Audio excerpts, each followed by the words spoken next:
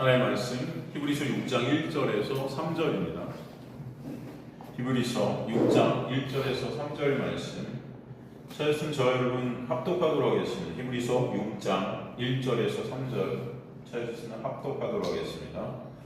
시작. 그러므로 우리가 그리스도의 도의 초보를 버리고 죽은 행실을 회개함과 하나님께 대한 신앙과 세례들과 안수와 죽은 자의 부활과 영원한 심판에 관한 교훈의 털을 다시 닦지 말고 완전한 대로 나아갈지니라. 하나님께서 허락하시면 우리가 이것을 하리라. 아멘. 하나님 아버지 감사합니다. 오늘도 놀라운 은혜를 말씀을 통해서 저희들 배우게 하시고 보게 하시고 깨닫게 하시고 그 예수 그리스도 안에 저희가 의존케 되는 귀한 역사가 우리의 마음 가운데 깊이 있게 하여 주옵소서.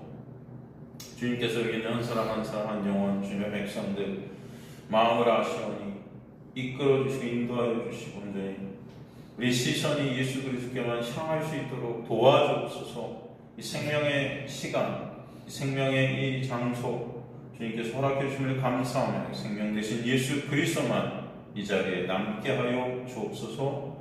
예수 그리스도의 이름으로 기도드리옵나이다. 아멘. 우리 계속 히브리서를 통해서 지금까지 무엇을 우리가 보게 됩니까? 구원은 오직 예수 그리스도의 그 십자가의 은혜로만 있음을 보게 되죠. 그죠?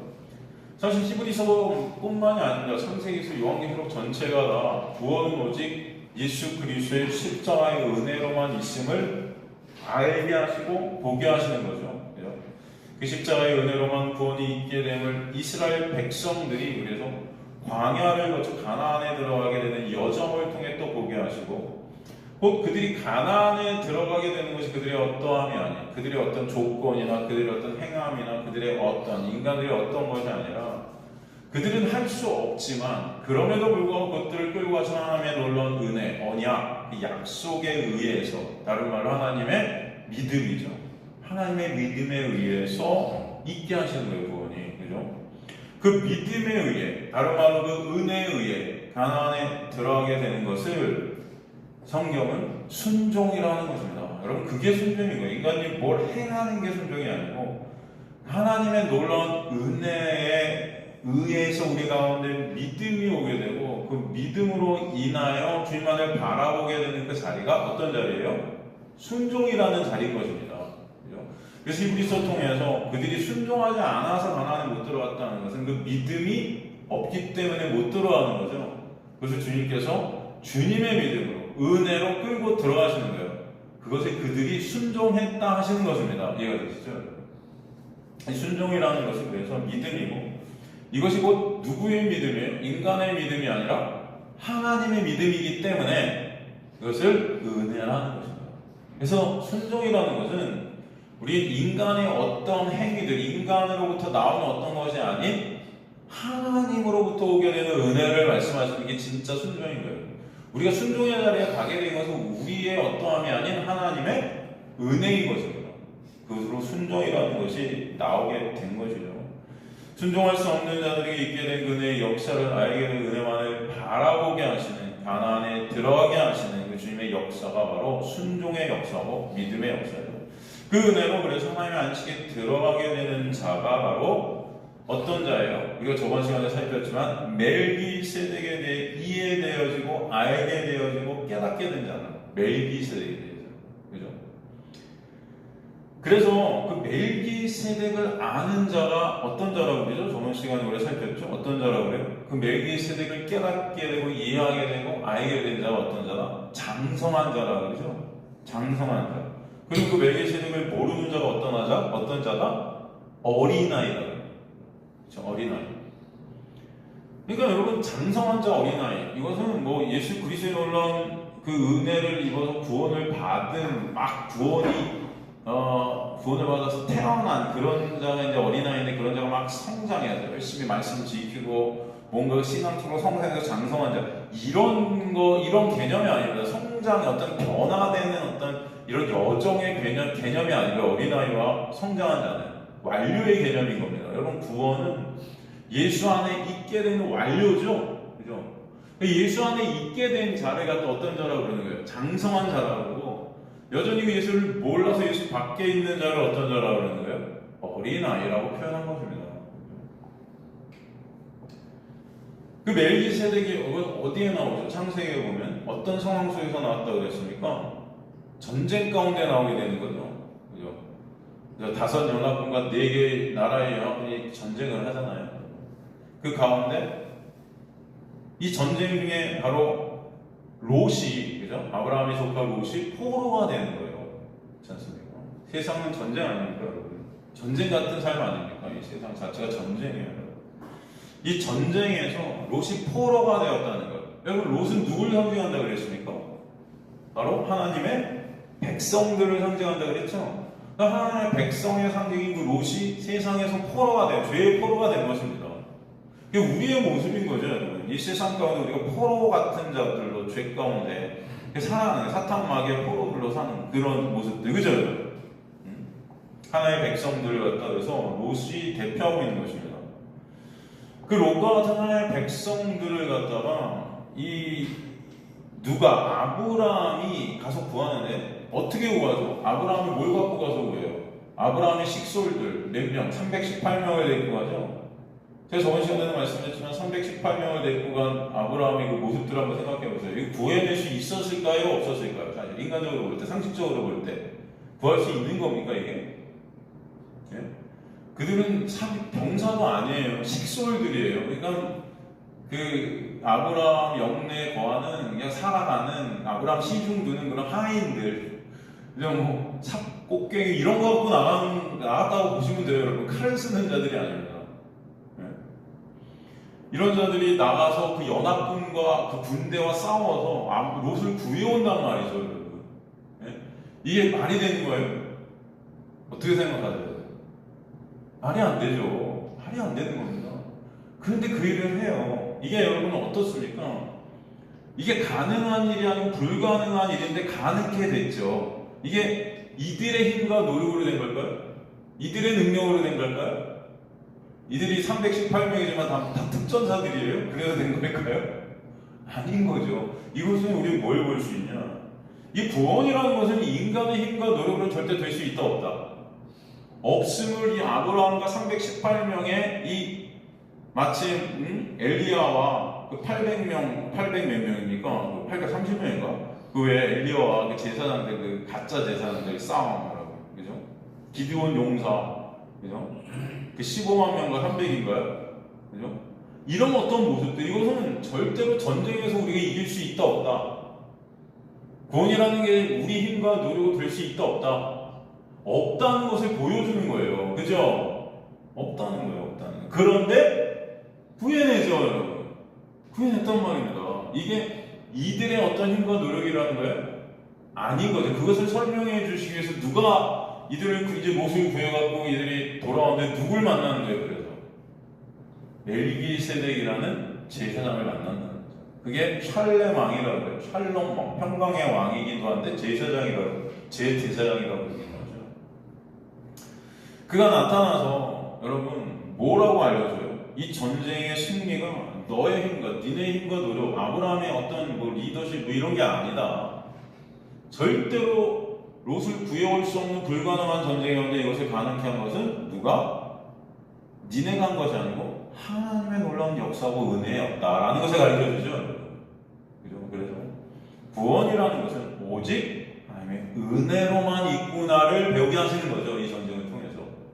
그러니까 여러분이 이 땅에서 사는 이 전쟁 같은 삶을 통해서 우리는 보게 되는 것이, 우리는 절대 우리 힘과 노력으로 구원이 안 되는데, 그럼 우리가 구원받았다는 것은 우리의 어떠함이 아닌 예수 그리스도의 놀라운 십자가의 은혜임을 알라고 하시는 거죠. 이해가 되시죠? 이것은 멜기세덱이라는 그 평화의 왕, 대제사장 대신 이분께서 하신 전쟁이라는 거예요. 이분께서 하신 전쟁. 그래서 승리했다는 것이죠.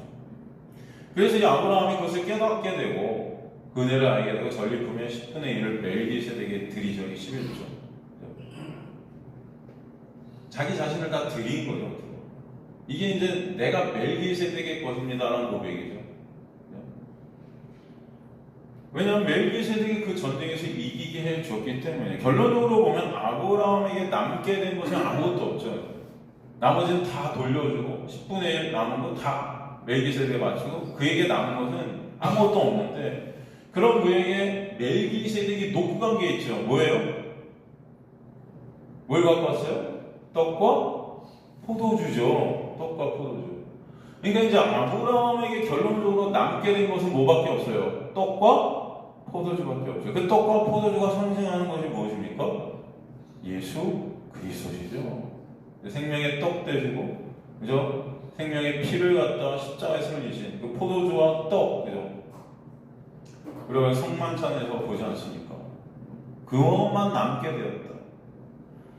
그러니까 여기서 우리가 볼 수 있는 것은, 구원이라는 것은 누가 시작하시고 이루세요? 멜기세덱이 시작했고 이뤘죠. 멜기세덱은 누굴 예표했어요? 사실 예수를 예표해요. 그런데 그렇게 시작하시고 그것을 이루신 그 예수께서 결국 구원을 완성시키시고 이루셨는데, 결국 누구만 남게 하시기 위해서? 예수만 우리에게 남게 하시기 위해서 그것을 하셨다는 거예요. 그죠? 그래서 그분께서 승리하신 그 싸움에서 그분이 남게 하시는 거예요. 그래서 아브라함에게는 떡과 포도주만 남게 되는 거예요. 그래서 그 다음 창세기 15장에 가면 우리의 상급이 누구다 그래요? 여호수아라 그러죠. 여호와라 그러죠. 여호와. 이해가 되시죠, 여러분? 그러니까 예수 그리스도 하나님 되신 그분이 우리의 상급이라는, 그분만 남는 자리로 우리를 끌고 가시겠다는 이 세상 속에서. 여러분이 이 세상 속에서, 이 전쟁 같은 세상 속에서 사는 것은 나중에 결론적으로 우리에게 남게 되는 것은 오직 누구뿐만이다. 오직 예수만 우리에게 남게 됨을 깨닫게 하시는 거예요. 그래서 우리 이 전쟁 같은 세상 속에서 여러분을 구원해내시고, 그죠? 이 세상에서 그걸 빠져나오게 하시는 그 놀라운 은혜, 그래서 갖다 이김이라고 그러셨단 말이에요. 계시록에 보면 이긴 자라고 해요. 예수 안에서 이긴 자. 그건 누가 승리하셨기 때문에? 예수가 승리하셨죠. 멜기세덱의 그분이, 그죠? 그럼 그분께서 이루신 그 구원 가운데 우리에게 이제 남는 것은 그분이 준 이 세상 것이 아니라, 이 세상 것 여기서 빠져나오게 되고, 우리는 오직 누구만을 이제 바라봐요? 예수만을 바라보게 되고, 우리에게 남는 것은 예수밖에 없어요. 그러니까 여러분의 인생 가운데는 누구만 남게 되어 있는 게 맞는 거예요. 예수만 남게 되고, 예수만 바라보고, 예수만 의존케 되는 그 놀라운 역사가 반드시 있게 되는 자들이 하나님의 택한 백성들의 삶 가운데 있게 된다라는 거죠. 그죠? 그러니까 여러분이 세상 속에서 붙잡고 있었던 것이 끊어져 나갈 때 바로 예수 그리스도만 남게 하시는 은혜로 해서 감사와 찬송이 여러분 안에 있게 되기를 소망합니다. 그걸 은혜라고 해요. 그래서 예수 그리스도의 십자가의 은혜로만 구원이 있게 되고, 그 구원으로 인해 우리에게 남게 되어지는 은혜의 본체 되신 예수고, 그 예수께서 바로 은혜임을 깨닫게 하십니다. 은혜를 알게 하시는 것이죠. 그래서 구원이 오직 멜기세덱이신 예수로만 있게 됨을 알게 하시는 바로 그 자가, 예수라는 떡을, 온전하고 단단한 그 예수라는 떡을 갖다 말씀을 통해 먹게 되는 자예요. 그 자를 장성한 자라고 합니다. 단단한 음식, 그죠? 그 단단한이라는 게, 그래서 저번 시간에 우리가 살폈지만 어떤 뜻이라고 했죠? 완전한, 온전한, 성취된, 그런 떡, 생명의 떡을 말씀하시죠. 그리고 장성한 자는 그렇기 때문에 예수라는 선을 어떻게 된다? 알게 되는 자죠. 그래서 저번 시간에 우리가 살폈지만 선악을 분별케 된 자라고 했죠, 그 자가. 선과 악을 분별하는, 선이 무엇인지 알게 돼요. 선이 뭐예요? 선, 알레스예요. 진리, 바로 예수만 선이심을 깨닫게 됩니다. 여러분, 인생을 통해서 우리는 예수만 선이시구나, 이것을 깨닫게 됩니다. 그 외에 다른 모든 것들은 다 죄구나, 악이구나, 불이구나. 그 장성한 자의 반대로 나오는 자가 저번 시간에 누구였다? 어린아이였다 그랬죠. 어린아이는 단단한 음식을 먹어요, 못 먹어요? 못 먹어요. 이것은 어떤 뜻이에요? 말씀을 통해 예수를 본다, 못 본다? 못 보는 거예요. 그냥 말씀을 껍데기로밖에 못 봐요. 그래서 그것을 행해서 자신의 의로 쌓아서 그 의로 나가는, 예수 모르는, 예수 밖에 있는 자죠. 이런 어린아이는 그래서 의의 말씀, 여기서 의는 누구죠? 예수를 가리키는 그 말씀을 의의 말씀이라고 하죠. 그 말씀 대신 그 예수 의의, 그 예수 의의 말씀을 경험치 못한 자라고 하죠. 저번 시간에 공부해봤고요. 그 어린아이 알지 못하는 거예요. 요한복음에 예수를 아는 것이 뭐다 그래서 참 생명인 영생이다. 하나님은 당신의 백성들이 죄된 세상에서 다시 빼내시는 그 전쟁을 통해 그 전쟁은 오직 하나님만이 이기실 수 있는 전쟁임을 깨닫게 하시고 그 전쟁을 통해 우리에게 오직 예수만 그 은혜만 남게 해주셔서 그 은혜에 예수가 아니면 구원이 있다 없다? 없다는 것을 깨닫게 하시는 그 예수를 알게 하시고 참 생명 안에 우리를 거하게 하시고 오직 왕이며 대제사장 되신 평강의 왕 멜기세덱이신 그 예수만을 찬송받게 하십니다. 그죠? 그렇게 멜기세덱의 그 은혜로 구원을 얻게 되면 하게 된 하나님의 백성들은 오직 예수로만 하나님 앞에 나가게 되는 자들이 되는 것입니다. 그 말씀을 그래서 다시 오늘 히브리서 6장 1절, 2절, 3절 본문을 통해서 다시 한번 강조하고 있는 거예요. 그죠?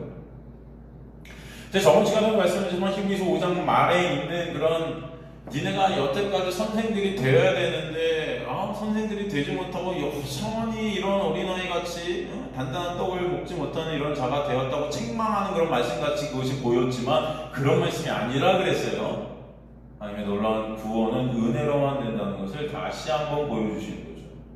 사실 오늘 말씀도 여러분 읽어보십시오. 이게 껍데기로 이것을 읽으면 여러분 이해가 안 될 수 있어요. 이거는 한번 보세요.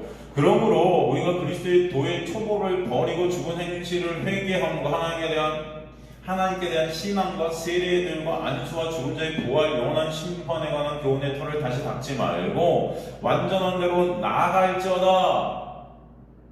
어떠하라는 거예요, 이게 여러분? 뭐 하라는 것입니까? 우리가 그리스도의 도의 초보를 버리고 그리스도의 도의 초보를 버리는 게 뭐예요? 그러니까 그리스도의 도의 초보를 버려야 된다는 거죠, 이게 지금. 그죠? 여러분, 근데 상식적으로 보면, 문자적으로 보면 그리스도의 도의 초보를 버리면 돼요, 안 돼요? 돼요, 안 돼요? 안 되죠. 근데 버리래죠. 그 그리스도의 도의 초보를 버리는 게 뭐냐면 죽은 행실을 회개하는 것. 하나님에 대한 신앙, 세례, 안수, 죽은 자의 부활, 영원한 심판에 관한 교훈의 털을 다시 닦는 것. 다시 닦는 게 좋은 거예요, 안 좋은 거예요, 그러니까? 좋은 거예요? 닦아야 돼요?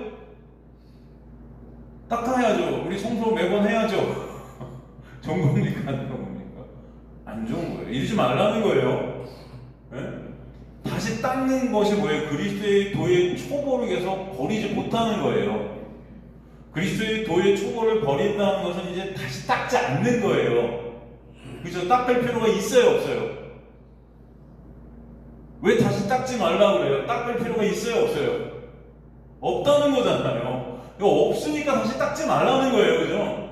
그런데 인간들이 이것을 매번 다시 닦고 있다, 닦고 있지 않다. 닦고 있다는 거죠. 그 닦고 있는 것을 다른 말로 그리스도의 도의 초보를 붙들고 있다는 거죠. 이거 되십니까, 여러분? 네? 자, 이게 무슨 말씀이죠, 여러분? 한 단어 헬라어 통해서 제가 말씀드릴게요. 이게 도대체 무슨 의미인가? 이게 도대체 어떤 의미인가? 이것들을 여러분 주석서나 이렇게 보면 다 거꾸로 알고 있어요. 자, 이제 히브리서 6장, 오늘 우리가 3절까지 보고 다음 시간에 4절부터 볼 텐데, 굉장히 사람들은 보통 주석가들이나 이 교수들이나 어떤 설교자들이 이거 굉장히 어려워하는 말씀인데 설교들을 잘 안 해요, 이 부분은. 네? 무슨 배교에 대한 말씀인 것 같고, 막 그렇게 생각하기 때문에 굉장히 힘들어하는 말씀입니다, 여러분. 이게. 근데 사실은 아니에요. 하나도 안 힘든 말씀이에요. 다 누구 말씀하시는 거죠? 예수 은혜 말씀하시는 거예요. 왠지 한번 보겠습니다. 자, 다시 한번. 그러므로 우리가 그리스도의 도의 초보를 버리고 죽은 자들의 행실, 회개함, 하나님에 대한 신앙, 세례, 안수, 죽은 자, 부활, 영원한 심판에 관한 교훈의 털을 다시 닦지 말고 완전한 대로 나가게 되는 건데, 먼저 그리스도의 도의 초보, 이것을 버리라 하는 거. 그럼 그리스도의 도의 초보를 버리라는 말씀의 뜻이 뭐죠? 그리스도의 도의 초보, 에펜테스톤테스 아르케스투 크리스토 로곤 이렇게 되어 있어요.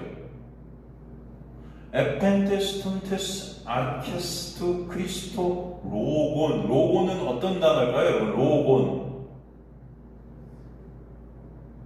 로곤이 로고스예요. 로고스를 갖다 로곤 이렇게 썼어요. 일단 로고스, 아르케스, 아르케 하면 여러분 뭐죠? 아르케? 네? 창세기, 시작, 그죠?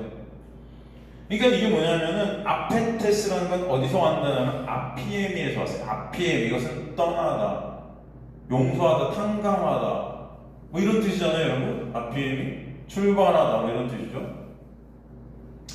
이제 무슨 말씀이냐면 그리스도께서 선포하신 그 초보, 시작된 그 아르케스, 그 로곤, 그 말씀. 이게 구체적으로 어떤 뜻인가요, 이게 여러분?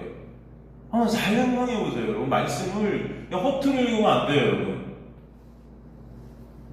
초보적 말씀이에요. 그죠? 시작된 껍데기로만 보는 로곤. 제가 말씀에 여러분 두 가지 로고스라는 말씀이 있고 하나는 뭐예요? 또 네? 어떤 말씀이 있다고 그랬어요? 로고스. 그다음에 하나 뭐죠? 레마죠. 그죠? 로고스는 여러분 말씀 전체로 껍데기로 보는 거죠, 그냥. 그것이 우리 안에서 레마로 이어져야 되는 거예요. 레마는 누구? 말씀을 통해 누굴 보는 거죠? 레마는 바로 예수라는 말씀을 보는 거죠. 말씀이 육신이 되신 그분, 그죠? 이거 되십니까? 근데 여기서 레마가 쓰였어요? 로곤이 쓰였어요? 로고스가 쓰였어요? 로고스였어요? 로고스가 여기서. 이 말은 뭐냐면 예수께서 말씀하신 그 초보적, 처음 시작된 그 말씀, 그 껍데기란 말씀을 갖다 붙잡지 말라는 거예요. 그걸 버리라는 것입니다. 이해가 되세요?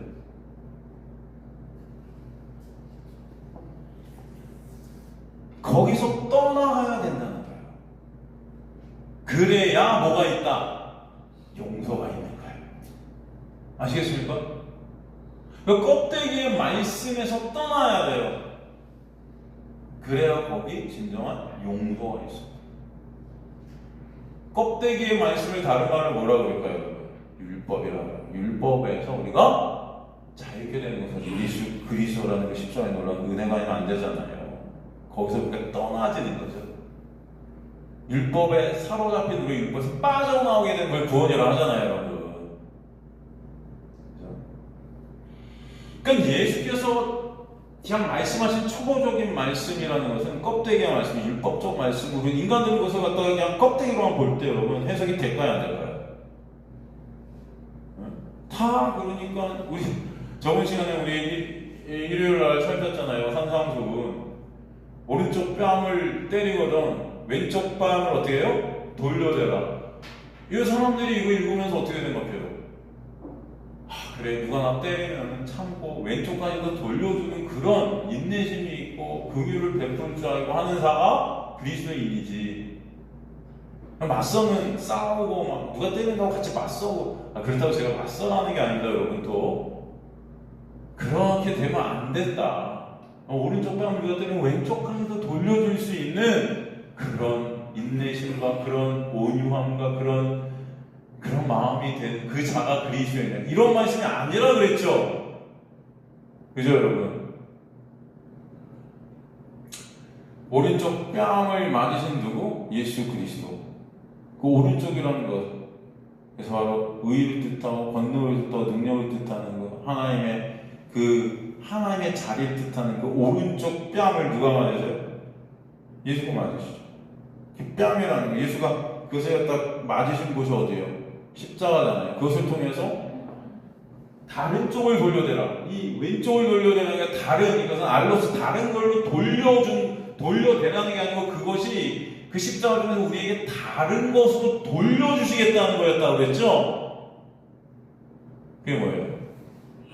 구원이죠. 회개의 역사죠. 그죠, 여러분? 간단히 말하면 저번 시간에 일요일 날 산상수훈 공부하면. 그런데 보통 사람들은 거기서 그 예수를 보냐고요? 못 보죠? 그러니까 오른쪽 뺨을 갖다 대면 왼쪽도 돌려라. 이거 그냥 문자적으로 보면은 이거 안 지키면 지옥 갈 것 같고 지켜야 천국 갈 것 같죠. 예, 이번 주에는 무슨 얘기 나와요 이제? 속옷을 달라면 겉옷까지 줘야 된다. 예? 제가 오늘도 히브리서 준비하면서 이거 산상순도 조금씩 중간에마다 같이 봤는데 많은 주석서들에서 어떻게 해석하는지 제가 보고 너무 웃었어요. 그리스도인은 누가 속옷도 달라고 하면은 겉옷까지도 주는 자가 돼야지. 그게 그리스도인이다. 아니 해석들을 다 그렇게 해놨어요. 주석서들이. 그게 바로 하나님의 은혜를 아는 배운 자들이, 하나님의 은혜가 있는 자들이 그렇게 해야 된다. 그 자가 전국 백성이다. 뭐 이렇게 다 해석들을 해놓은 거예요. 그래서 제가. 그러니까 여러분 목사님 다 그렇게 가르치죠. 누가 겉옷 달라, 속옷 달라 그러면 겉옷도 줘라. 속옷 달라고 하면 미친 거죠? 누가 속옷을 달래? 이거 미친 놈이죠, 이거. 여러분, 성경에 무슨 그런 변태 얘기 나오는 겁니까, 이게? 네? 속옷 달라는? 그런 거 아니라 그랬죠. 그러니까 이 예수께서 말씀하신 산상순도 보면은 이걸 껍데기로 그냥 읽으면 이게 우리는 그러면서도 한 번도 여러분 한번 생각해 보세요. 속옷 달라는 자에게 겉옷 조절 이거 읽으면서 여러분 이런 생각 안 하셨어요, 미친놈. 이런 생각 안 하시죠, 여러분? 야, 그래, 속옷도 누가, 아니, 세상에 속옷도 달라는데 겉옷을 줘?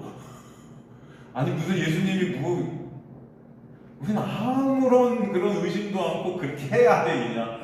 누가 오른뺨 빡빡 때리고 왼쪽 돌려 대고 때리세요. 야, 이 사람이 진짜 그리스도인이구나. 그런 게 아니라 그랬어요. 그런 곳에서 우리가 나와야 된다는 거잖아요. 이해가 되십니까? 이게 바로 그리스도의 초보인 거예요. 초보적 말씀. 껍데기로만 보는. 비유도 마찬가지잖아요. 우리가 비유 공부들 많이 했지만 비유를 그냥 껍데기로 해석이 돼야 안 돼요.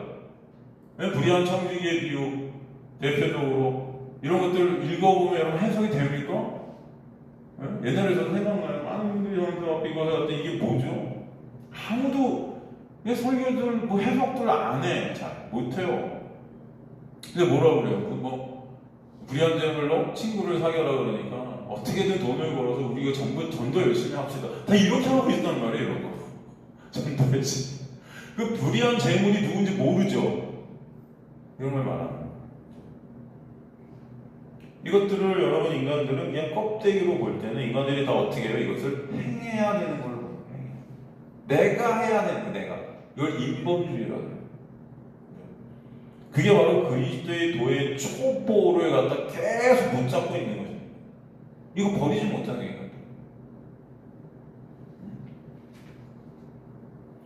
그러니까 간디 같은 사람도 제가 그랬잖아요. 이 예수님의 산상순 같은 걸 매일 읽고 이거 지키려고 평생을 노력했다. 이만큼 아름다운 말씀이 없다.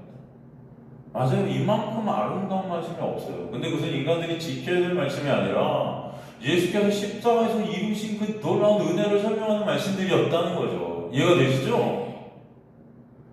그 예수 그리스도를 말씀 중에 보는 것이 그리스도의 도의 초보를 버리게 되는 은혜입니다.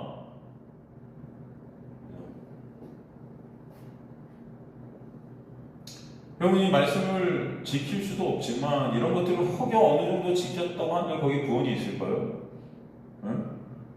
그래서 누가 여러분 오른편 때리면 왼쪽도 돌려대는 그 일을 갖다 평생 10번 이상 하는데 구원이 있을까요?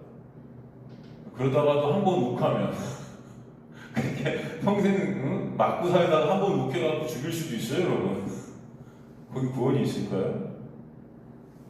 그러니까 말씀을 그저 인간이 행해야 될 것으로 봐서 그것을 지키고 그것을 의의삼아 구원을 이루려는 자들이 그리스도의 도의 초보를 붙잡고 있는 어떤 자가 어린아이예요. 다 연결되는 말씀이 저번 시간이에요. 그 초보의 말씀이 바로 의의 말씀을 경험하지 못해 선이라는 예수 그리스도를 말씀을 통해 보지 못하고 분별해내지 못한 은혜가 뭔지 구원이 뭔지도 모르는 구원받지 못한 자들의 모습이라는 거예요. 그리스도의 도의 초보를 그래서 다시 예로 설명하는데 어떤 것들로 나열하고 있냐면 지금 죽은 행실을 회개하는 것, 죽은 행실을 회개한다.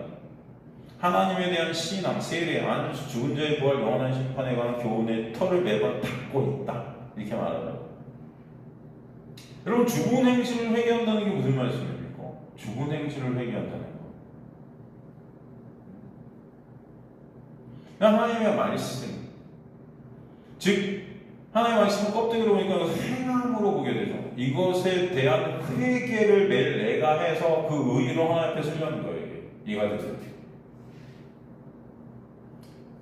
원래 죽은 행실을 회개한다는 의미는 어떤 말씀일까요? 원래 이 말씀을 갖다가 하나님의 놀라운 은혜 안에서 보게 되면 죽은 행실을 회개한다는 게 어떤 말씀일까요, 여러분? 원래 껍데기로 안 볼 때 이 말씀은 어떤 말씀이고 이 말씀을 껍데기로 보면 어떤 말씀일까요? 이것을 우리가 알아야 된다는 거예요.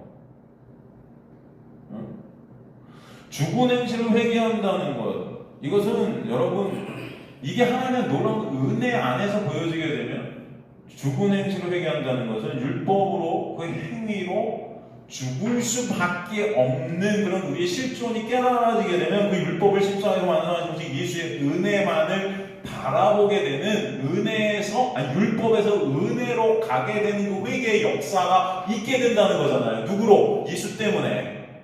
이해가 되십니까, 여러분? 이게 원래 죽은 행실을 회개하게 되는 은혜예요. 근데 인간들은 그걸 모르는 거예요, 지금. 이걸 껍데기로 딱 보니까 죽은 행실을 회개해야 된다? 하나님의 말씀 지키지 못한 것들을 열심히 매 순간 회개하고 있는 거예요, 내가.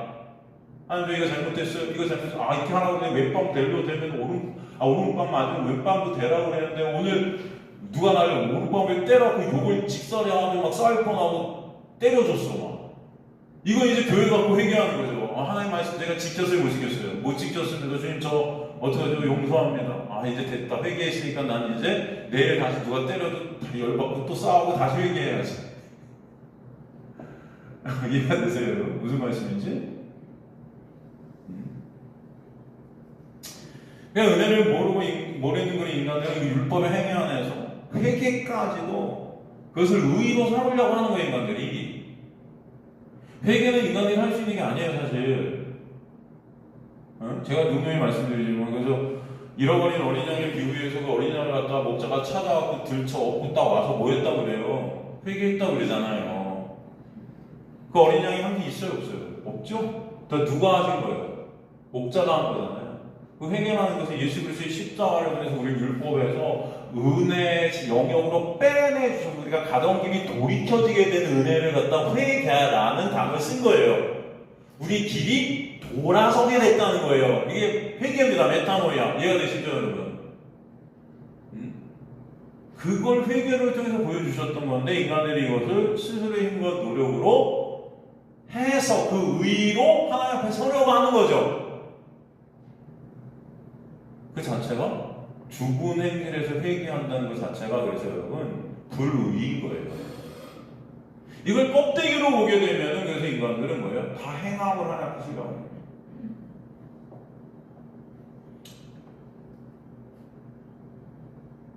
또 본문에 보면 그래서 또 뭐가 등장해요, 여러분? 세례 같은 단어들, 세례, 그렇죠?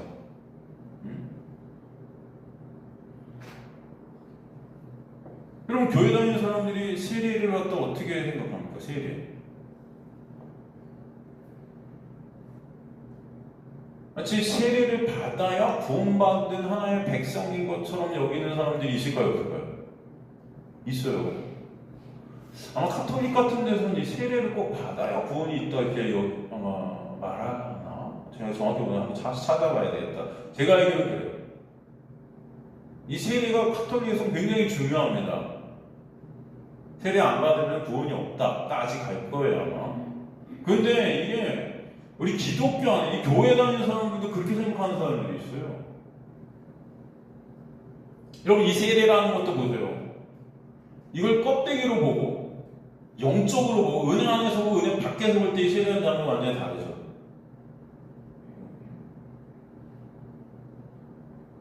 교회에서는 그래서 이 세례 교회를 늘리려고 예수도 모르고 십자가도 뭔지 모르는데 때가 되면 교육시키고 세례 받게 해요. 예전에 제가 청년부 와서 맡고 있을 때 제 전도사였을 때 어느 청년이 와서 상담을 좀 해달라고. 너 왜 무슨 문제 있으니까 너무 잠을 못 자는 고민이 되는 거예요. 뭐 때문에? 교회 때문에 그랬대요. 왜? 자기는 예수가 안 믿어진대요. 예수가 안 믿어지고 솔직히 십자가도 안 믿어지고 그러는데 그 교회 행정목사가 있는데 그분이 전화가 와서 이제 교회 다닌 지 꽤 됐으니까 세례를 받으라고 한다는 거예요. 근데 자기 도저히 세례를 못 받겠다는 거예요. 양심에 찔려서. 안 믿는데 어떻게 받느냐는 거예요. 그래도 되느냐는 거예요, 저한테. 그래서 제가 뭐라고 했겠습니까? 받지 말라고 그랬겠죠. 받지 말라고 그랬어요. 못하러 받냐? 나 안 믿는데. 안 믿으면 안 믿는 대로 나가. 뭘 받아? 안 믿는데. 받지 마. 그래갖고 행정목사 저한테 전화 와갖고요. 전도사님이 받지 말라고 그랬다고 한번 저랑 싸웠어요. 그래서 아니 믿지도 않는 애를 갖다 왜 받게 하냐고. 이거 뭐라고 그러는지 알아요? 그렇게는 받게 되면 또 교육이 들어간대. 내가 교육이 들어 교육 받다 보면 다 믿게 돼 있대. 교육 받다 보면 믿게 돼 있고 세례도 받으면 또 믿어진대. 다 때 되면 하는 거 아닙니까? 저한테 왜 받지 말라고 하냐고. 어디 성경에 그런 말이 있냐고. 세례가 믿지도 않는데 받는데 내가 성경에 어디 나오냐 이런 거 싸웠었어요. 하여튼간 이 세례 같은 것도 참 이게 다 인본주의적으로 다 교회에서 변해버려요. 이건 받으면 우리 사람들이 어떻게 생각하는 거야? 난 세례 받았으니까 천국 갈 수 있다. 뭐 이렇게 여기고 말도 안 되는 그런 짓들을 이 세례라는 것 이게 하나의 구원의 요건이 돼버린 거죠. 행함이. 예수님께서 세례 주는 요한이 세례를 갖다 줬을 때 여러분 바리새인과 사두개인들이 세례 받아 나오잖아요. 세례 받아. 그죠? 그때 뭐라고 그래요? 이 독사의 새끼들아. 여러분 세례 요한도 욕 잘하고 예수님도 욕 잘합니다. 이 독사의 새끼들아. 누가 너희를 가리켜 임박한 진노를 피하라 하더라. 이게 무슨 말이냐면은 이들에게는 세례라는 행위도 자신들의 의의로 쌓고 싶었던 거예요. 자신들이 임한 진노도 자신들의 힘과 노력으로 피할 수 있다고 생각하는 거예요. 세례라는 거 받아서. 그러니까 세례를 그렇게 자신들의 의의를 위한 도구로 쓴 것입니다. 그러니까 세례 요한이 회개에 합당한 열매를 맺어야 한다고 해서 회개에 합당한 열매는 오직 누구예요? 예수밖에 없다는 거예요. 근데 너는 예수가 누군지도 모르는데 그냥 세례라는 어떤 행위를 통해서 의의 쌓아서 그게 나가는 그 자체가 멸망이라는 거죠. 그러니까 독사의 새끼인 거예요, 이게. 사탄 마귀 새끼라는 거. 그 의의로, 인간의 의의로 나가게 하는 것이 바로 사탄의 역사라는 거예요. 아시겠습니까? 세례는 그런 게 아니죠. 여러분, 세례를 그럼 하나님의 놀라운 은혜 안에서 올 때 세례는 뭡니까? 바로 예수 그리스도의 그 십자가의 은혜를 보여주기 위한 거죠, 이게. 그죠?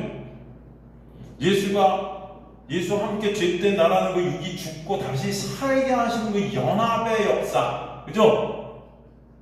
예수 그리스도의 그 의의 옷만 입게 하시는 주님의 놀라운 은혜의 역사를 세례로 표현한 거죠. 그래서 세례 요한한테 예수께서 세례 나오면서 당신이 왜 세례를 받냐 했더니 의를 이루어야 된다는 의의가 뭐예요? 내가 여기서 죽어서 십자가에서 죽는 그 죽음을 통해서 언약으로 우리가 묶여졌을 때 우리가 그 예수와 함께 살아나게 되는 그 역사가 세례라는 것입니다. 그죠? 내가 예수와 함께 죽고 사는 세례는 그래서 그리스도의 의의 옷을 입게 되는 거죠. 그리스도로 옷 입은 것. 이걸 세례라고 그러죠. 그래서 여러분. 그래서 그 은혜를 알게 된 주님의 백성들에게는 바로 물세례, 성령세례가 있게 되는 거예요. 물세례는 뭐예요? 그 물에서 내가 수장당하는 내 육이 십자가에서 죽고, 성령세례는 뭐예요? 그 부활의 역사를 통해서 내 안에 누가 오시는 거예요, 이제? 성령께서 오셔서 생명이 되게 하시는 거죠. 이거 되십니다. 그 세례 자체가 예수께서 이루신 십자가의 놀라운 역사인 거예요. 그래서 그 세례를 통해서 우리는 누구 보는 거예요? 예수 보는 거죠. 근데 인간들이 예수는 못 보고 나 세례 받아서 못 받아서 어떤 것으로 의의를 삼았다는 것입니다. 지금도 다 그러고 있어요. 세례라는 의미가 뭔지도 몰라요, 여러분. 때 되면 세례 받는 거 6개월 지나면 교회 다니고 등록해서. 그럼 나는 세례 교육이고. 난 때 되면 집사 받고, 때 되면 열심히 로비해갖고 장로 되고. 그래서 그 인정받고 칭찬받고 그러다가 멸망하는 거예요, 인간들이. 아시겠습니까? 그러면 진정한 승리는 오직 예수 아는 그 놀라운 은혜를 아는 자들에게만 있음을 아시기를 소망합니다.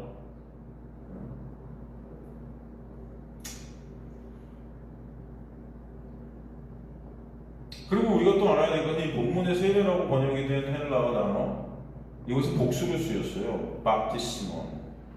이 복수로 쓰인 것 자체가 이 세례라는 단어, 특히 유대인들이 정결 예식을 할 때 씻는 행위들을 뜻하고 있었던 것을 세례라고 한 거예요. 그러니까 이것도 역시 정결 예식이라는 게 그러잖아요. 자신들의 행과 노력으로 내가 열심히 씻어서 그 행함으로 내가 하나님 앞에 깨끗해지겠다는 거예요. 내 행과 노력으로. 이해가 되시고 율법이죠. 또 이 본문에 안수라는 단어가 나와요. 안수한다. 안수. 안수도 여러분 뭡니까? 헬라어에 에피데세우스 테케이론 이렇게 되어 있는데 안수, 안수, 안은 얹다라는 뜻이에요. 얹다. 수는 뭐예요? 케이로, 케이로스. 이게 뭐냐면 권능의 손, 하나님의 손, 하나님의 손이 얹혀지는 것을 안수라 그래요. 되십니까? 손으로. 이 안수도 여러분 보세요. 이게 하나님의 은혜 밖에서 쓰여진 안수, 하나님의 은혜 안에서의 안수는 완전히 다른 것입니다. 안수는 원래가 하나님의 놀라운 은혜 안에서의 안수는 뭡니까? 우리의 죄가 흠도 점도 없으신 예수라는 재물에게 전가되어져서 죽어야 될 우리가 예수로 살게 되어지는 은혜를 뜻하는 게 안수예요. 그죠? 안 그래요? 그런데 이 안수라는 것도 지금 교회에서 어떻게 쓰입니까? 예수로 쓰입니까 이게? 죄와 함께 행해지는 의식의 일부죠. 교회 직분자들을 임명할 때도 성령의 은사를 받게 하는 어떤 도구로 이 안수 뭐 이런 것들을 막 써요. 마치 뭐 목사들이 다 대갖고 하면은 뭔가 이렇게 하나님 목사를 통해서 무슨 권능이 들어갈 것 같은 막 이런 거 있잖아요.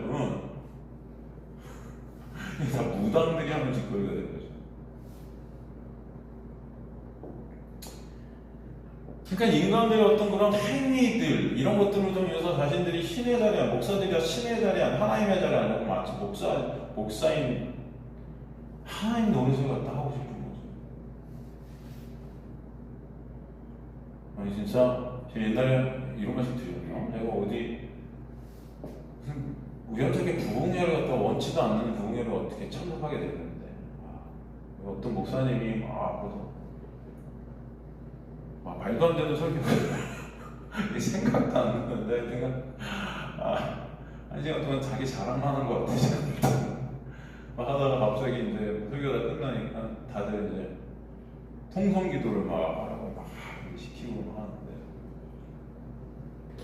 갑자기 막 기도를 막 시키더니 막 제 귀에서 딱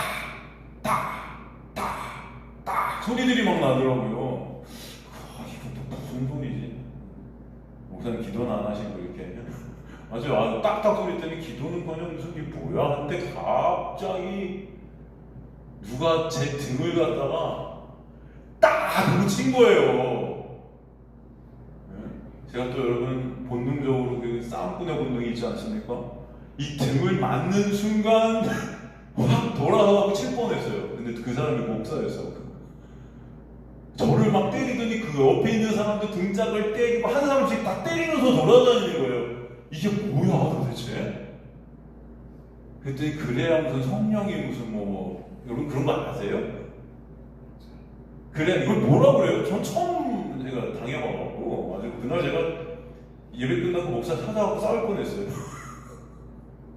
뭐라 그래요? 이게 뭡니까 이거는? 이런 거 나와요?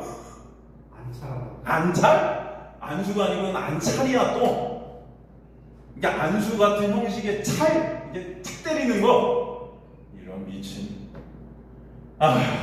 정말 이놈의 기독교가 여러분 참 대단한 종교들이 돼버렸어요. 이제 하여튼 제가 그때 이제 목사한테도 제가 폭행을 당했었습니다.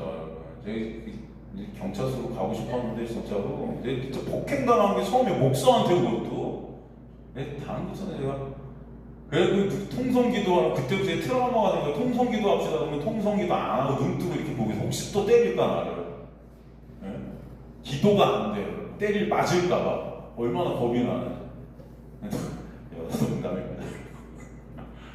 하여튼간 안수가 뭔지도 모르고 안찰?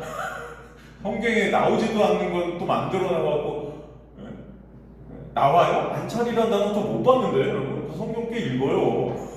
많이 읽었습니다. 들어보셨어요? 안찰?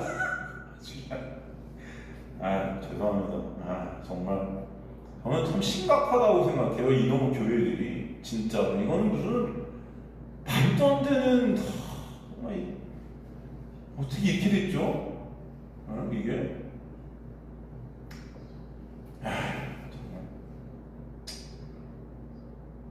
정말 이런 행위들을 통해서 어떻게든 자신들의 존재감을 드러내는 거예요. 내가 하나님이다.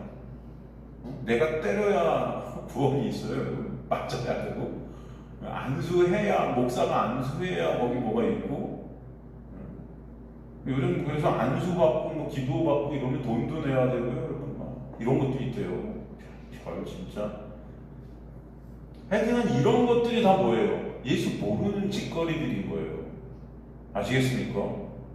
이걸 그리스도의 초의 도보를 여전히 붙잡고 있는 어린아이, 장성하지 못한 자가 하는 짓거리들이에요.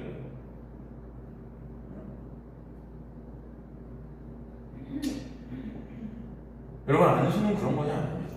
바로 예수 그리스도의 놀라운 십자가의 그 죄의 정가와 생명의 정가를 갖다 의미했던 단어예요. 이해가 되시죠? 세례도 그런 것이 아니라니까요. 죽은 행실에서의 회개? 그런 게 아니죠. 이런 행위들로 하나님 앞에 나가는 것은 하나님에 대한 어떤 신앙으로 잡고 있는 거예요. 하나님께 대한 신앙이라는 게 그런 겁니까? 예수 그리스도를 통한 믿음이지? 그 은혜지? 이 다 엉터리인 거죠. 이게 껍데기인 거예요. 이런 행위들을 통해 죽은 자의 부활과 영원한 심판의 기준을 잡고 있었다는 것입니다. 그래서 여기서 본문에 나와요. 죽은 자의 부활과 영원한 심판에 대한 교훈의 터를 이런 행위들로 근간을 이뤄서 내가 이런 거 했으니까 나는 부활한 자야. 부활의 삶을 살고 있어. 이렇게 말씀 열심히 지키는 나는 부활, 예수와 함께 동행하는 자. 뭐 이렇게 이거 인간의 행위로 근간을 삼고 있는 거예요. 이걸 뭐예요? 그래서 다시 그 털을 갖다가 내가 닦는 거예요. 내가 계속 매 순간. 이게 바로 인간의 행위로 죽음의 심판과 부활을 나누는 그리스도의 도의 초보 단계가 아니고 그 초보 안에 머물러 있는 죽음 안에 머물러 있는 상태라는 거죠. 여러분 죽음의 심판과 부활의 기준은 오직 누굽니까? 예수예요. 이런 것들을 통해서도 누굴 보는 거죠? 예수를 보는 거예요. 예수가 우리의 죽음으로 십자가에서 죽으시고 그 부활 안에 우리가 부활하게 하신 그 언약의 그 언약의 역사, 그 믿음의 역사, 은혜의 역사를 설명하십니다.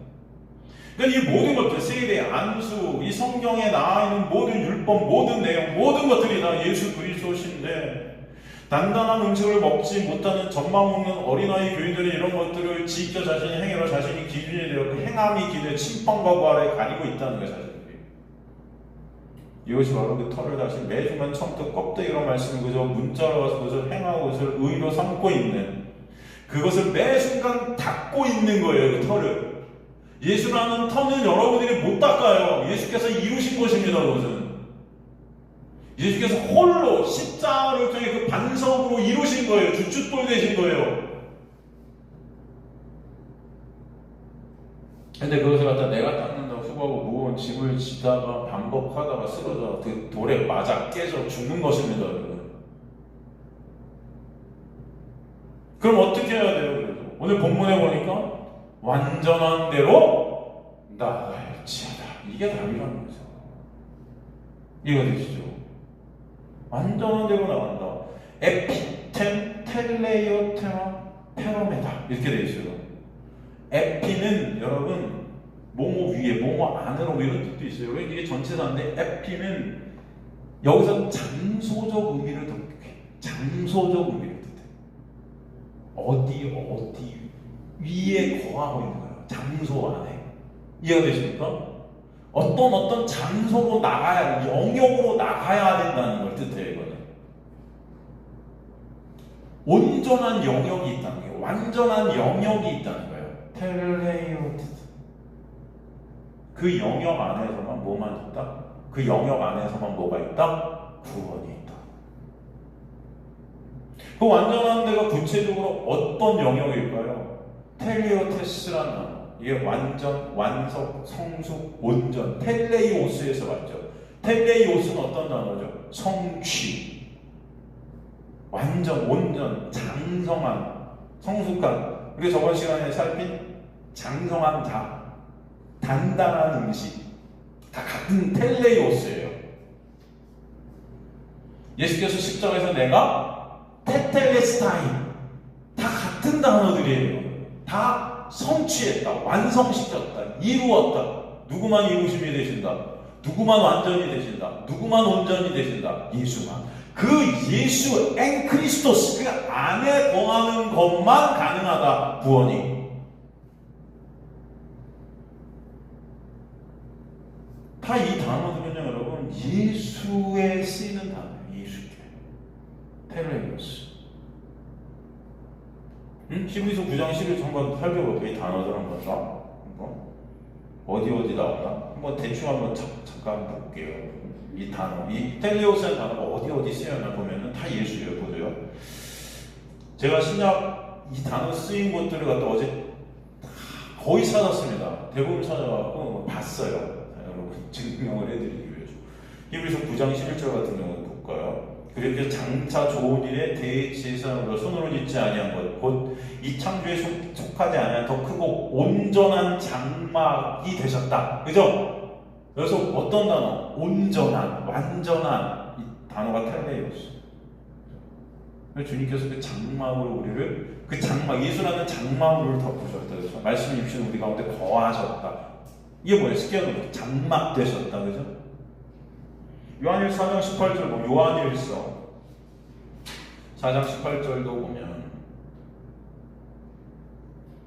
사랑 안에 두려움이 있고 온전한 사랑이 두려움을 내쫓나 두려움의 형벌이 두려워하는 자는 사랑 안에서 온전히 이루지 못했다. 온전함, 텔레오스죠. 그래서 온전한 사랑이 누구세요? 예수시요. 그가 십자가의 영역이죠. 여기 안에서만 두려움이 없어요. 사람이 왜 두려움이 되고 율법 때문에 오게 되고 율법을 지키지 못한 그 죄의 삭은 사망이 될 때 그 사망이라는 올무 안에 내가 갇혀 두려움이 있게 되는 거예요. 이제는 그래서 예수 안에 있는 자는 결코 뭐가 없다? 정죄가 없다. 로마 12장 2절도 마찬가지. 로마서 12장 2절도 보면은 이 단어가 똑같이 또 쓰이죠. 로마서 12장 2절에 보면은 너희 이세들 본받쳐 오직 하나님 마음을 새롭게 하므로 변화를 받아 하나님이 선하시기 것은 온전하신 뜻. 여기서 온전하신 이 단어. 이 뜻이 뭐예요? 온전하신 뜻이 뭐예요? 예수 안에 온전하신 그 예수 안에 우리가 거하게 되는. 그죠? 그게 바로 우리가 바로 하나님의 온전하신 뜻이 뭔지 분별하게 되는 거죠. 바로 예수만 온전한 것이고 이 깨닫게 되는 거죠. 이게 우리 마음이 새롭게 바뀌는 거예요. 새롭게. 고린도전서 13장 10절도 보면 고린도전서 13장 10절도 보면은 온전한 것이 올 땐 부분적으로 하는 것이 어떻게 된다? 해해진다 그래서. 예? 그래서 예언도 폐하고 방언도 그렇죠. 지식도 폐하고 다 없어질 것인데 그게 어떻게 돼요? 온전한 것이 올 때. 그러니까 인간들이 온전한 것이 누구예요? 그래서 예수 그리스도를 모를 때 다 이런 거 하고 있다는 거예요. 그러니까 어떤 사람들은 뭐 방언을 해야 무슨 구원받았다 뭐 이런 짓거리들도 하는 거죠. 온전한 것이 뭔지 모르는 거예요. 온전한 거. 여기서 누구예요? 예수가 우리 안에 오셔야만 이런 것들이 다 율법적인 행함, 어떤 인간의 어떤 것들이 모든 인간들이 내놓는 이런 은사, 무슨 이런 어떤 인본주의 이 모든 것들이 다 폐해지는 겁니다, 여러분. 오직 예수만 남는 거예요. 그분만 바라볼 수밖에 없어요. 그분의 은혜가 아니면 안 돼요. 근데 이것들, 이 온전한 예수 그리스도를 못 보니까 뭘 내가 해서 난 이런 자야 인정받으려고 칭찬받으려고 하나님의 자리에 올라가려고 그래야 그게 구원이 되는 것이냐 착각하고 있는 거죠. 아시겠죠? 고린도전서 2장 6절도 보면 고린도전서 2장 6절도 보면 그럼 우리 온전한 자들의 지혜를 말하노니 온전한 자들 중에 지혜를 말하니 이는 이 세상의 지혜와 또 이 세상에 없을 통치자의 지혜다. 온전한 자들 안에서만 지혜가 문제가 아니거든요. 그 지혜도 이 세상이 말하는 그런 지혜가 이 지혜가 누구예요? 예수예요. 그죠? 다 온전함이 다 누구한테 쓰이고 있어요? 예수께 쓰이죠? 예수 외에는 온전함이 아니시기 때문에. 그죠? 고린도전서 14장 20절도 보면 고린도전서 14장 20절도 보면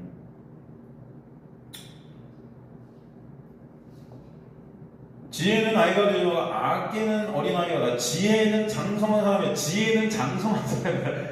이런 것도 우리 껍데기로 보면은 야 이게 지혜를 열심히 쌓는 자들이 장성하다. 이런 거가 아니에요. 이 의미를 아시겠습니까? 진짜 장성한 온전한 사람은 지혜 안에 있는 자다라는 거예요. 지혜가 누구예요? 예수. 이게 다 예수. 온전함은 오직 누구다? 예수다. 그죠? 이제는 여러분 성경을 읽으시면서 아마 다르게 보실 거예요, 성경들이. 온전함은 오직 예수다. 계속 찾아 한도 끝도 없죠. 여러분 이해가 되면 하나 마지막으로 야고보서 3장 2절. 야고보서 3장 2절도 보면 우리가 다 실수가 만일 말에 실수가 없는 사람은 곧 온전한 사람이라 능히 온 몸도 굴려시다. 여러분 이 말씀도 여러분 목사들이 설교 어떻게 하는지 아세요?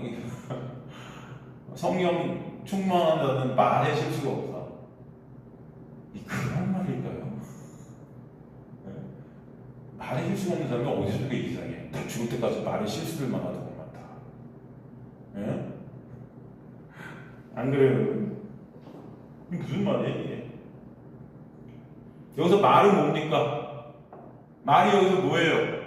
로고스예요. 율법의 실수. 그죠? 이 껍데기로서 이거 말 나오네. 이 율법 속이 다 어디예요? 죄로? 죄인임을 깨닫게 되는 게 율법의 역할인데, 이게 없는 자? 여기서 말하는 거예요. 우리는 다 죽을 수밖에 없지만, 그래서 우리는 죽을 수밖에 없는데, 그 온전함이 누가 되셨다는 거예요? 예수가. 이거 되시죠?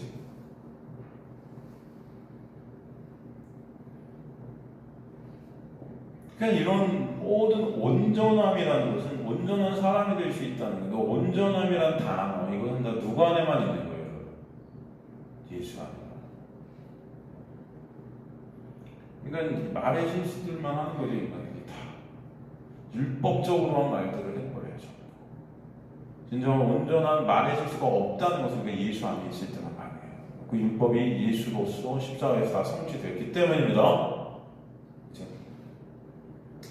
이런 말씀들을 갖다 계속 쓰고 있는 거예요. 즉 예수 안에 있게 되는 것, 이것이 완전한 대로 나가게 되는 역사다라는 것이죠. 그 모든 것이 온전이고 완전이고 거룩이신 의이신 예수 알라고 보라고 우리에게 허락하신 그림자고 모델이고 도구들이 가짜들인 거예요. 실상이 아니고 실상은 그것이 예수인 겁니다. 생각해보세요. 물도 안 나오고 음식도 할 수 없는 모델하우스에 가서 그것이 집인 줄 알고 지나다니면 여러분 거기서 우리 굶어 죽는 거예요. 그죠? 모델하우스는 우리가 진짜 살의 곳, 거기 물도 나오고 음식도 해먹을 수 있어요. 그죠? 생명이 깃들 수 있는 곳이죠. 그것이 진짜 집이잖아요. 그거 보라고 그게 모델하우스인데 우리 모델하우스를 집까지 거기 들어가 물도 안 나오고 아무것도 할 수 없는데 거기서 굶어 죽어요. 이게 지금 우리들의 모습이에요. 인간들의 모습. 구약이 모델하고 쓰고, 이 모든 율법들이 모델하고 쓰고, 이 모든 어떤 문자적으로 보는 것들이 다 모델하우스들인데 여기서 우리는 누구로 가야 돼? 실체 대신 예수로 가지 않으면 생명은 없는 거예요. 그렇다면 우리가 온전한 곳으로 어떻게 가게 됩니까? 여기서 온전한 곳으로 나가라고 그러죠? 그래서 3절에 뭐라고 그래요? 3절 보면은 뭐라고 그러죠? 여러분 본문에 하나님께서 허락하시면 우리가 이것을 하리라. 여기서 허락이란 단어가 중요한 거예요. 아시겠습니까? 여러분 거기 별표를 한 5개는 적어요. 허락. 정말 중요한 게 그 온전한 것, 예수 안으로 우리가 들어가게 되는 것이 하나님의 허락하시지 않으면은, 하나님의 허락하심이 아니면은 된다 안 된다? 안 된다. 전적인 하나님의 은혜로만 가능하다. 결국은 지금 이 말씀을 계속 해주신 게 왜? 여러분 하나님의 허락이라는 허락하다, 승낙하다 이것도 여러분 어느 장소, 어느 영역으로 들어가게 하나님의 명령인 거예요. 그러니까 하나님의 허락이라는 의미는 하나님의 명령에 대한 우리의 순종인 거예요. 근데 우리 힘으로 하는 순종이 아니고 하나님의 은혜를 끌고 가시는 순종이에요. 그걸 갖다 은혜라 그래요. 믿음이라고.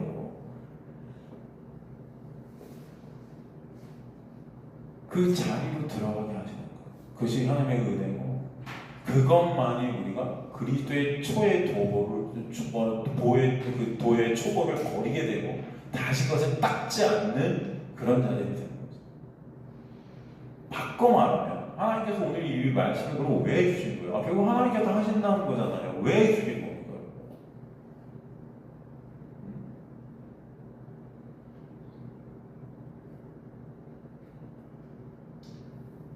여러분 성경은, 이 말씀은 제가 항상 말씀드리지만 누구한테 줬어요? 이 말씀은 누구한테 줬습니까? 하나님의 백성들에게 준 거예요. 그죠? 세상 사람들은 관심이 있어요? 성경에? 말씀에 관심이 있어요? 없어요? 하나님께서 여기서 지금 말씀 듣고 계신 여러분도 네? 여기 왜 우리가 앉아있을까요? 왜 이걸 듣고 있을까요? 여러분 말씀은요, 제가 항상 말씀드리지만 하나님의 말씀은 성도들에게 줍니다. 왜? 여러분이 이 땅에 왜 넘기셨다고 그랬죠? 이 땅에 왜 나게 하셨어요? 하나님의 은혜를 알게 하시고, 오늘도 마찬가지. 이 말씀을 통해서 그래 우리는 할 수 없어요. 우리는 매 순간 그리스도의 초보만 붙잡고 있었던 자들이었어요. 그죠? 장사한 음식을 먹지 못하는 은혜 밖에 있었던 죄인들이었단 말이에요. 그런 우리가 이제 말씀으로 예수를 보고 맞다, 그렇구나. 우리 힘과 절대 할 수 없는 게 구원이구나. 이것을 깨닫게 하시고, 이 은혜가 얼마나 크고 놀라운지, 이것으로 우리가 온전한 대로 나가야 되는데 우리 힘과 노력을 할 수 없는데 그럼 우리가 온전한 대로 가게 됐다는 것이 결국 하나님의 허락하신 은혜라는 것을 어떻게 한다? 알게 하시는 거예요. 말씀을 통해서. 이게 우리 힘이 아니구나. 이게 전적인 하나님의 허락하심이구나. 우리 이 말씀 보면서 맞아, 우리도 안 되는데 우리 어떡하죠 하나님? 주님 저를 불쌍히 여겨주세요. 여러분들 여전히 말씀을 예수로 못 보는 우리의 모습들이 있고, 그것을 행해서 그것을 죄책하고 서로 정죄하고 그런 모습들이 가운데 우리 죽어가고 있는데, 전쟁 같은 삶을 살고 있는데, 근데 오늘 말씀을 통해서 예수 그리스도를 바라보게 된다는 것이, 그렇구나, 안수, 세례 이런 모든 것들이 인간들과 행해서 하나님 앞에 가려고 그 자체가 멸망이구나, 이것을 깨닫게 하신다는 것이, 이제 말씀을 통해서 예수 그리스도를 보게 하시는 거예요. 그래서 예수 그리스도만 온전한 되시고 우리가 그 예수 안에 거하는 자체가 예수로 나가는 자체, 그 안에서만 온전히 있음을 알게 하셨는데 어떻게 그게 되게 하시냐? 하나님의 놀라운 은혜였구나 이게. 그렇게 되지 하나님은 여러분에게 이 은혜를 깨닫게 하셔서 감사하게 하시는 거예요. 찬송케 하시는 것입니다. 어떻게 그걸로 나와요? 어떻게 예수 안으로 갑니까? 예수께서 여러분 안에 오셔야 되는 거예요. 이거 허락하심이 아니면 안 된다는 것입니다. 여러분의 성령이 오셔서 통해서 말씀으로 예수를 보게 해 주셔야 되는 거 허락하심이 아니면 안 된다는 거예요. 그죠?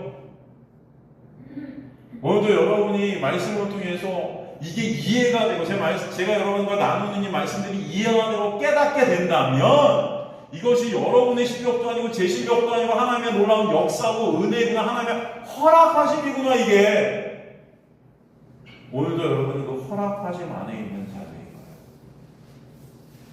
이게 진짜 여러분 감사하게 되시길 정말 소망합니다. 감사하지 않습니까? 여러분 이런 거 모르셨으면 지금도 여러분은 목사들한테 등짝 맞아가시면서 앉아 계셨을 거예요. 그죠? 어디선가 가셔서 안수 받고 등짝 맞고 폭행 당하고 안 되나? 폭행 당한다고 또 그러나? 전 진짜 맞은 것 같더라고요. 폭행 당한 것 같아요. 저는 이런이 제가 이제 욕을 먹겠지만 폭행 당한 것 같아요. 기분 되게 안 좋아요. 지금까지도.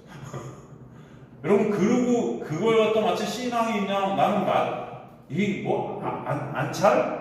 그거 맞았으니까 난 천국 백성이 그냥 착각하면서 난 안수받고 세례 받았으니까 난 천국 가겠지 착각하면서 매 순간순간 그런 거 행하면서 그거 못할 때 정지하고 못하는 사람도 정지하면서 서로 전쟁과 같은 수고하고 무거운 짐을 지고 가면서 여러분 그렇게 사셨을 거 아닙니까? 지금도 그거 모르면 이거 모르면 말씀 모르면 예?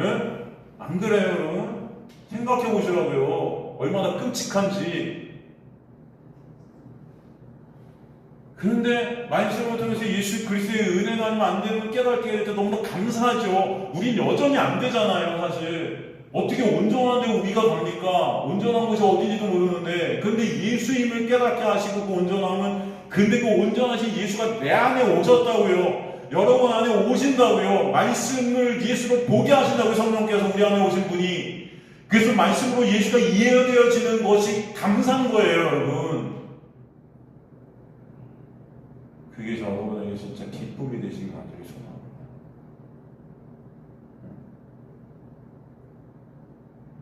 그러니까 우리가 지금 살피는 말씀들은 다 하나님이 주체가 되시는 거예요.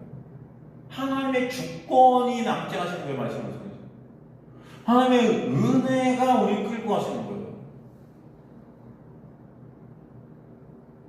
항상 말씀드리지만 성경은 그래서 당신의 택한 백성들에게 주셔서 이 어둠의 세상 속에 빛 대신 예수를 갖다 보게 하시는 것입니다. 그 은혜가 너무나 크구나를 알게 하시는 거예요. 그 은혜가 너무나 감사구나를 깨닫게 하시는 거예요. 그리고 이제 4절부터 나오는 말씀들이 그 은혜가 아니면 왜 우리가 온전한 영역 엔크리스토스라는 예수 안에 있을 수 없는지 다시 한번 설명하시죠. 그래서 4절 시작이 가르라는 접속사로 시작해요. 가르 왜냐하면 여러분 거기 써놓으세요. 가르 왜냐하면 4절 앞에 그것도 시작해요. 그래서 4절부터 8절을 갖다 그냥 껍데기로 말씀 껍데기로 문자적으로 보면은 이게 배교의 말씀이에요. 신앙생활을 이렇게 잘하다가 성령의 빛이질 받고 막 은사도 맛보고 막 이렇게 했는데 끝까지 잘 못 믿으면 너 지옥 가. 이런 말씀처럼 들려요 이게. 그래서 인간들이 열심히 말씀과 기도와 전도와 이 모든 신앙생활들을 해야 될 것 같다. 배교하지 마라. 끝까지 예수 붙잡아라. 신앙생활 잘하다가 타락할 수 있으니까 성장한 자, 온전한 자가 되도록 해라. 성화되라. 그죠? 그런 말씀이랑 완전 반대입니다. 이거. 그런 해석이에요. 그냥 인간들이 다 거꾸로. 제가 이것도 주석서를 봤어요. 이 주석서들이 이 4절에서 8절 말씀을 여러분 다 거의 그리스도의 배교에 대한 말씀을 설명해요. 4절에 왜냐하면은 어디 걸려있냐면 하나님의 허락하심에 걸려있는 거예요. 즉 하나님의 은혜가 아니면 안 된다는 것에 걸려있어요. 그 이유를 4절부터 8절까지 설명해 주시는 것이 말씀입니다. 그 정도 하려고 했는데 다음 시간에 4절부터 8절까지 왜 이것이 하나님의 은혜만을 설명해 주시는 말씀인지 다음 시간에 여러분 다 오셔서 이게 굉장히 여러분 이거 많은 사람들이 해석 못하는 되게 힘들어하는 말씀들이에요. 이거 굉장히 이걸 논쟁이 많은 말씀들이에요. 그러니까 여러분 확실히 말씀이 뭔지 잘 이해하시고 깨닫게 되기를 원합니다. 예, 하나님의 은혜를 설명하시는 것입니다. 다음 시간에 4절부터 같이 공부하도록 하겠습니다.